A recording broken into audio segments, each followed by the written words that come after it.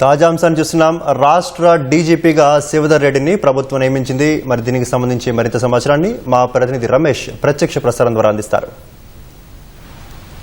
తెలంగాణ నూతన డీజీపీగా శివధర్ రెడ్డిని నియమిస్తూ కొద్దిసేపటి కిందనే ప్రభుత్వం ఉత్తర్వులు జారీ చేయడం జరిగింది. 1994 బ్యాచ్కు సంబంధించిన ఐపీఎస్ ఆఫీసర్ శివధర్ రెడ్డిని డీజీపీగా నియమిస్తూ కూడా కొద్దిసేపటి కింద అయితే ఉత్తర్వులు జారీ జరిగింది. కానీ కొన్ని రోజుల నుంచి కూడా డీజీపీకి నియమించడానికి సంబంధించి కూడా డీజీపీ పదవికి దక్కించుకోవడానికి కూడా సీనియర్లు కూడా తమదైన రేసులో అయితే ఉన్నారని తెలుస్తుంది. మొత్తం 6 సంబంధించి కూడా వారి సంబంధించి కూడా ఐపీఎస్ హోదాలో ఉంది. తర్వాత డీజీపీగా అవకాశం కల్పించాలని చెప్పి కూడా ఇటు ప్రభుత్వాన్ని కూడా కోరినట్టు తెలుస్తుంది. దాంట్లో మొదటిగా శివధర్ రెడ్డితో పాటు తర్వాత హైదరాబాద్ కమిషనర్గా ఉన్న సివి ఆనంద్, తర్వాత జైల్ డీజీగా పనిచేస్తున్న సౌమ్య మిశ్రాతో పాటు తర్వాత సైబర్ సెక్యూరిటీ బ్యూరో డైరెక్టర్గా పనిచేస్తున్న శిఖా గోయల్ కూడా ఈ పోటీ పడడం జరిగింది. అయితే కొద్దిసేపటి కింద అయితే శివధర్ రెడ్డిని నియమిస్తూ ఉత్తర్వులు అయితే జారీ చేయడం జరిగింది. ప్రస్తుతం ఉన్న డీజీపీ అయితే ఈ నెలాఖరులో కూడా ఆయన పదవి విరమణ కాబోతున్నారు. కాబట్టి అనంతరం కూడా డీజీపీగా ఈయన అక్టోబర్ 1 లేదా 2వ తారీఖున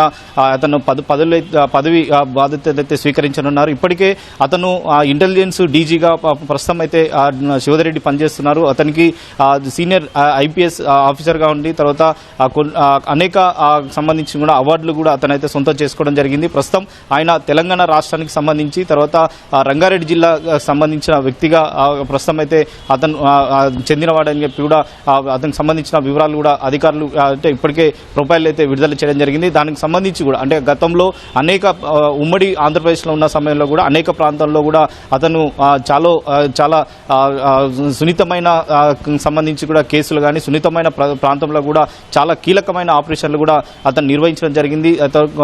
ఇప్పటికే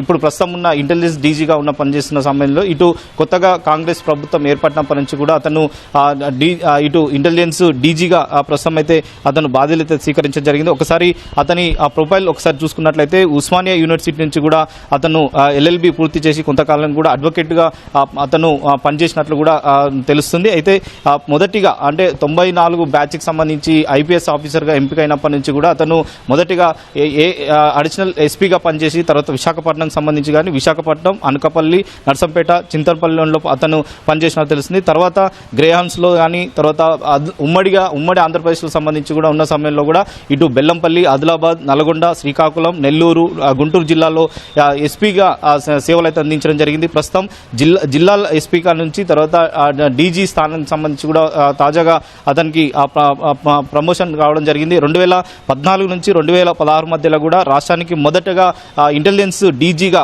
శివధర్ రెడ్డి అయితే పనిచేయడం జరిగింది. గతంలో రాష్ట్రం సంబంధించి కూడా అయితే నయీం ఎన్కౌంటర్లో కూడా చాలా కీలక రోల్ పోషించినట్లు కూడా ప్రస్తుతం అయితే ఇతనికి సంబంధించి కూడా తెలుస్తుంది. అయితే దీంతో పాటు ఐక్యరాజ్య సమితికి సంబంధించి కూడా శాంతి పర్యవేక్షణ దళంలో భాగంగా యునైటెడ్ నేషన్ మిషన్ సంబంధించి కూడా అతను పనిచేసినట్లు కూడా తెలుస్తుంది. అయితే ప్రస్తుతం 2007కు సంబంధించి కూడా మక్కా మసీద్ బాంబు పేలులో కానీ తర్వాత పోలీసుల కాల్పులో 14 మంది చనిపోయిన ఘటనలలో అప్పుడు సౌత్ జోన్గా డీసీపీగా అతను అయితే నిధులు నిర్వహించి తర్వాత ఆ కేసుకు సంబంధించి కూడా ఎన్నో విషయాలు కానీ ఎన్నో వివరాలు కూడా ఆధారాలతో కానీ తర్వాత మిగతా వాటిని కూడా సేకరించిన ప్రస్తుతం అయితే తెలిసింది. అయితే ఎంత ఉద్రిక్త పరిస్థితిలో ఏర్పడినా కానీ రాత్రనక పగలనక శ్రమించి తర్వాత అప్పుడు భద్రతకు సంబంధించి కూడా పోలీసు వృత్తిలో ఉండి తర్వాత భద్రత పరంగా అనేక సేవలు అయితే అందించడం జరిగింది. అయితే ఈరోజు ప్రభుత్వం ఇటు నూతన డీజీపీగా నియమించడం జరుగుతుంది. అయితే 1994 బ్యాచ్కి సంబంధించిన ఈయన అంటే మరి మొత్తం ఫుల్ ఫ్లైజ్గా డీజీగా ప్రస్తుతం నియమిస్తూ కూడా ఉత్తర్వులు అయితే జారీ చేయడం జరిగింది.